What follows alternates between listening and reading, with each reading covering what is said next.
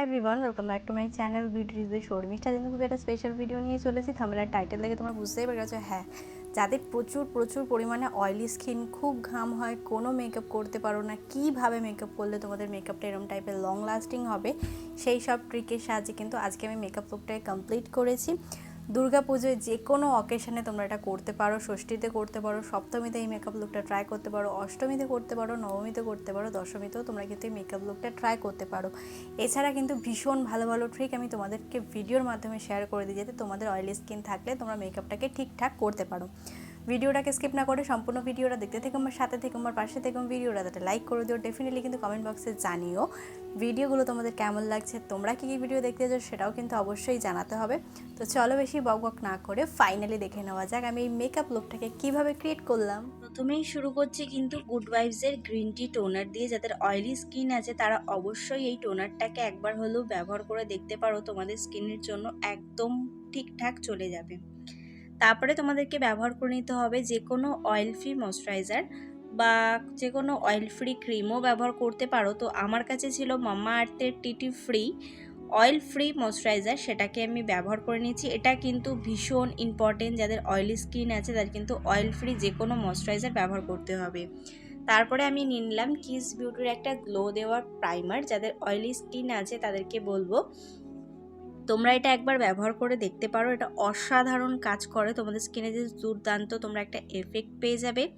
প্রাইমারের কাজও হয়ে যাচ্ছে, তাছাড়া কিন্তু তোমাদের ফেসের একটা ন্যাচারাল গ্লো পেয়ে যাবে, যেটা অয়েলি স্কিনের জন্য খুবই ইম্পর্টেন্ট। তাছাড়া তোমরা কিন্তু এমনি টাইপেরও প্রাইমার ব্যবহার করতে পারো, যেমন ব্লু হ্যাভেনের। তারপরে আইব্রোটাকে ফিল করে নেবার পালা। আইব্রোটাকে ফিল করে নিলাম। ফিল করে নেওয়ার পরে কিন্তু আমার আইব্রোর চারিপাশে একটা লাইন ড্র করছি, যাতে আমার আইব্রোটাকে একটু শার্প এবং ন্যাচারাল দেখায় এবং এক্সট্রা হেয়ারগুলো যাতে ঢেকে যায়, সেই কারণে কিন্তু আমরা কনসিলিং করে থাকি।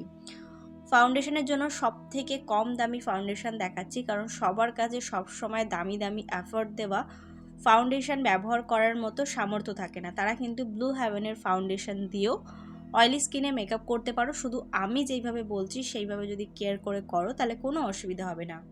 তোমরা যদি বিউটি ব্লেন্ডার দিয়ে মেকআপটাকে ব্লেন্ডিং করে থাকো বা ফাউন্ডেশনটাকে, তাহলে কিন্তু বিউটি ব্লেন্ডারটাকে জলের মধ্যে একটুখানি ভিজিয়ে নিয়ে জলটা ফেলে দিয়ে ওর মধ্যে একটু মেকআপ ফিক্সার দিয়ে নিয়ে তারপরে কিন্তু ব্লেন্ডিং করবে।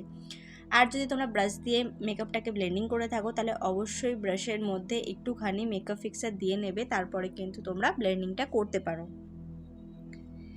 এবার দেখো চোখের নিচে কিন্তু একটুখানি গর্ত দেখা যাচ্ছে, সেটাকে কভার আপ করার জন্য কিন্তু আমি একটুখানি কনসিলার ব্যবহার করে নিলাম। কনসিলার ব্যবহার করে নেওয়ার পরে কিন্তু আমার ফেসটাকে কন্ট্রোলিং করার পালা। যাদের ফেস বড় বা ভারী নয় তাদের কিন্তু ফেস কন্ট্রোলিং করার কোনো প্রয়োজন পড়ে না। আমার মুখটা যেহেতু অনেকটা গোল, সেই কারণে আমার কিন্তু ফেস কন্ট্রোলিং, আমার নাকটাকে আমার কন্ট্রোলিং করতে হয়। নাক কীভাবে কন্ট্রোলিং করলাম, প্রথমে লম্বাভাবে একটা দাগ টেনে নিই, সেটাকে কিন্তু আস্তে আস্তে নিচের দিকে যদি তুমি ব্লেন্ডিং করে দাও, দেখো আমার নাকটা কিন্তু অনেকটা শার্প দেখাচ্ছে। এবার ফেস কন্ট্রোলিং যথারীতি করে নিচ্ছি, যাতে গালটাকে একটুখানি রোগা দেখায়। এটা কিন্তু অনেকটা ভালো হেল্প করে, মানে খুব একটা কভারেজ দেয় না, কিন্তু ভালোই কভারেজ দেয়, যেটা আমার ভালো লাগে, মুখটা অনেকটা রোগা লাগে।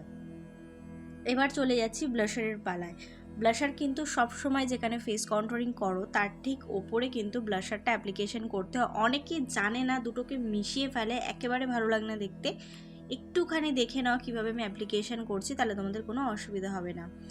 এরপরে দেখো ফুল মেকআপটাকে আমি সেট করছি কিন্তু লুজ পাউডার দিয়ে। লুজ পাউডারের জন্য নিয়েছিলাম একটা ব্লু হ্যাভেনের কম্প্যাক্ট পাউডার, সেটা দিয়ে আমার ফুল মেকআপটাকে সেট করে নেবার পরে কিন্তু মেকআপ ফিক্সার ব্যবহার করছি। মেকআপ ফিক্সার অ্যাপ্লিকেশন করে নেবার 5 মিনিট পর থেকে তোমরা নেক্সট মেকআপগুলো স্টার্ট করতে পারো।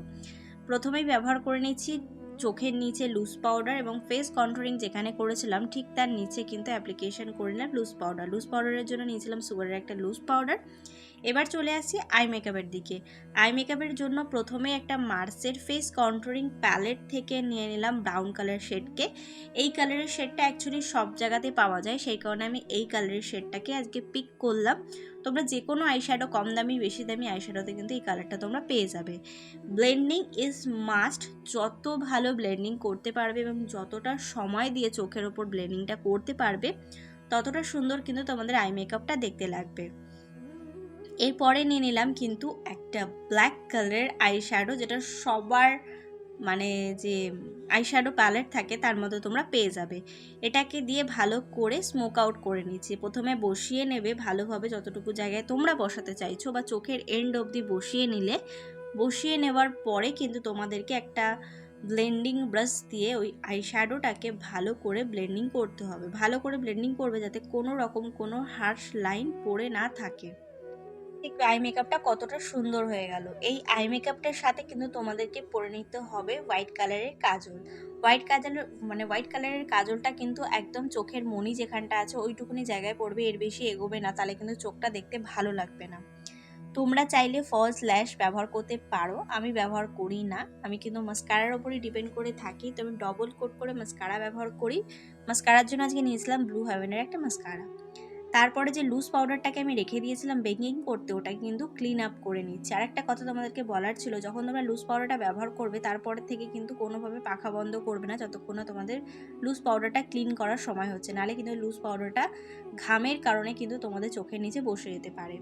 হাইলাইটারটা কিন্তু আমার আইব্রোর নিচে একটুখানি অ্যাপ্লিকেশন করলাম যাতে মেকআপটাকে অনেকটা সুন্দর দেখায়, নাকটাকে করলাম। তাছাড়া কিন্তু ফেসেও অ্যাপ্লিকেশন করছি। যাদের অয়েলি স্কিন আছে তারা চেষ্টা করবে একটু পাউডারি হাইলাইটার ব্যবহার করা, সেটা তোমাদের জন্য বেশি ভালো হবে। এই আই মেকআপটার সাথে এবং আমার ড্রেস আপের সাথে কিন্তু একেবারে একটা চকলেটি নিউড কালার খুব ভালোভাবে যেত, সেই কারণে কিন্তু আমি অ্যাপ্লিকেশন করছি। এটা মামা আর্থের একটা লিপস্টিক, ভীষণ ভালো একটা শেড, আমার তো ভীষণ পছন্দের। এটা ব্ল্যাক কালারের শাড়ির সাথে জাস্ট দুর্দান্ত লাগছিল। এটাকে একটু ড্রাই করে নেবে, তাহলে আরও সুন্দর লাগবে। ফাইনালি কিন্তু ফুল ফেস মেকআপটাকে কিন্তু তোমাদেরকে সেট করতে হবে, আই মেকআপকে কিন্তু ছাড়লে চলবে না, একেবারে সব মেকআপটা ভালো করে ফিক্স করে নিতে হবে।